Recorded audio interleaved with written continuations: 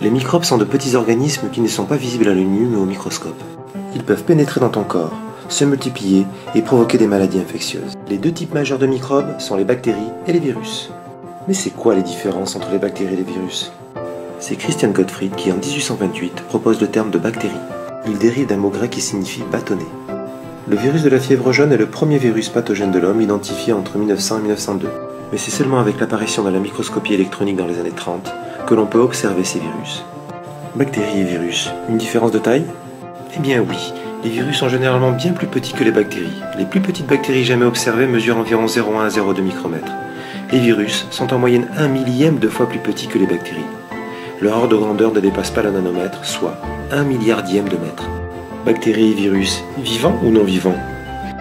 Les bactéries sont des organismes vivants unicellulaires, capables d'assumer seuls les fonctions élémentaires propres aux vivants, comme se reproduire par division cellulaire, se déplacer. Le déplacement pour certaines bactéries se fait à l'aide d'un flagelle qui est rattaché à la paroi et à la membrane. Pour d'autres bactéries, c'est un système de vis sans fin, comme chez les spirochètes, grâce à leur forme en hélice. Le virus, lui, ne fait pas partie du monde vivant, car contrairement à la bactérie, il ne respire pas, il ne peut pas avoir de mouvement propre, il ne grandit pas et il ne peut pas se reproduire seul. Bactéries et virus, une différence de structure? Eh bien oui, les bactéries, nous l'avons dit, ne sont constituées que d'une seule cellule. On dit qu'elles sont unicellulaires, dotées d'une membrane cellulaire et d'un matériel génétique, de l'ADN, mais pas de noyau.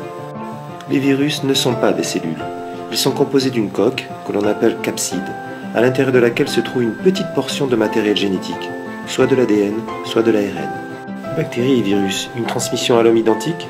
Il n'y a pas de différence de transmission entre bactéries et virus à l'homme.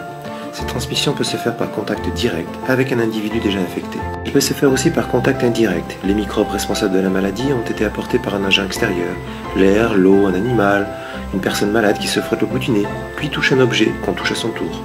Bactéries et virus, par où rentrent-ils dans ton corps?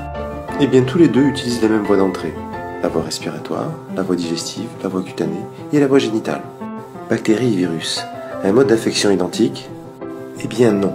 Et c'est le point principal qui différencie bactéries et virus. Les bactéries pathogènes se multiplient rapidement dans ton corps, par division cellulaire toutes les 20 minutes. Il faut pour cela que toutes les conditions soient réunies. De la nourriture, de l'eau, et une température comprise entre 20 et 40 degrés Celsius, soit la température du corps.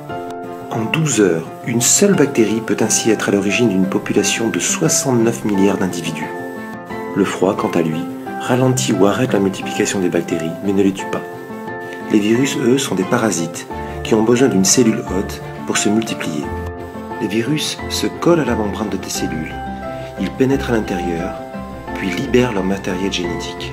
C'est ce matériel génétique qui va forcer tes cellules à fabriquer des centaines de copies du virus qui vont s'accumuler à l'intérieur de celles-ci. Et c'est le nombre élevé de copies du virus qui va finir par faire mourir d'épuisement tes cellules ou les faire éclater. Dans les deux cas, les cellules hôtes vont mourir en libérant de nouveaux virus. En quelques jours, le corps est envahi par des millions de virus. Par contre, en dehors de l'organisme, la durée de vie de la plupart des virus n'est de quelques minutes à quelques heures. Bactéries et virus, quels symptômes provoquent-ils?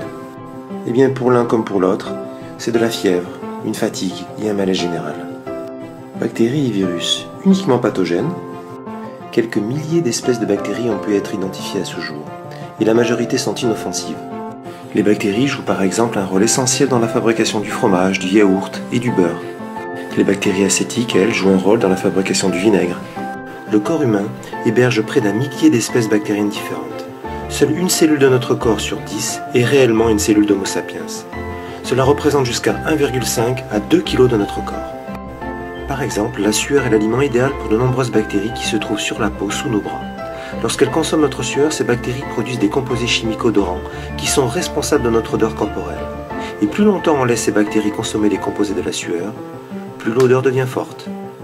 Évidemment, quelques bactéries sont pathogènes et entraînent l'apparition de maladies comme la peste, la tuberculose, le choléra, la syphilis, mais aussi des maladies comme l'otite, l'amygdalite, la pneumonie, la bronchite, la sinusite, etc. Sur une très grande variété de virus, seules 200 espèces sont pathogènes pour l'homme. La majorité des maladies virales sont bénignes, comme le rhume, l'angine, la grippe.